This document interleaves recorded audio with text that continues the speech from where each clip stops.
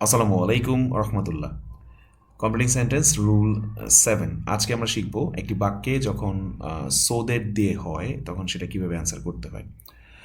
এখানে so that শব্দের অর্থ হচ্ছে যাতে বা কোনো উদ্দেশ্য অর্থে বোঝায়। উদ্দেশ্য অর্থে যে বাক্যগুলো বোঝায় সেগুলোর ক্ষেত্রে আমরা এর পরের অংশটুকু অর্থাৎ আরেকটা ক্লজ হবে, সেটা হচ্ছে সাবজেক্ট ক্যান অবলিক কুড দিয়ে মেইন ভার্ব। মনে রাখবা প্রেজেন্টে যদি থাকে তাহলে আমাদের প্রেজেন্ট করার জন্য ক্যান লাগবে, পাস্ট হলে আমরা কুড দিয়ে অ্যান্সার করব। সো চলে যাই এক্সারসাইজে। এখানে লেখা আছে we left early so that.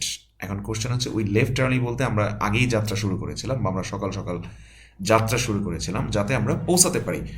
নাও দেখো উই এখানে কিন্তু ক্যানের জায়গায় হয়ে যাচ্ছে কুড, বিকজ আমরা জানি লিভের পাস্ট ফর্ম হচ্ছে, এই লিভের পাস্ট ফর্ম হচ্ছে লেফট। তাই এই অংশটা আমরা আজকে না আগের কথাই বোঝাচ্ছে, আমরা আগে রওনা দিয়েছিলাম যাতে আমরা আগে পৌঁছাতে পারি। So we could reach there, okay, in time, এটা আমরা লিখতে পারি সাথে। Moving on to next. এখানে লেখা আছে speak clearly so that.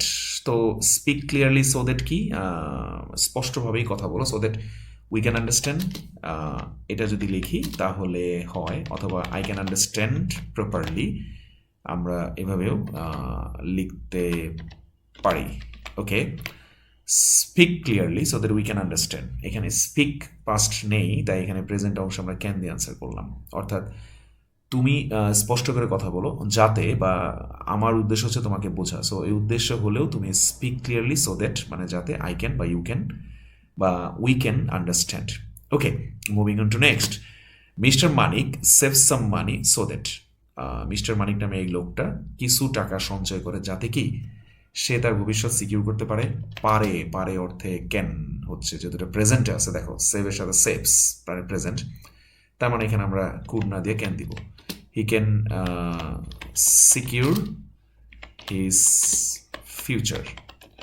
So এইভাবে যদি কখনো সো দ্যাট দিয়ে একটি বাক্য আসে তাহলে আমরা পরের অংশ ক্যান বা কুড দিয়ে অ্যান্সার করতে পারি। রিমেম্বার এই অংশটা ভেরি ইম্পর্টেন্ট, পরীক্ষায় প্রায় এসে থাকে।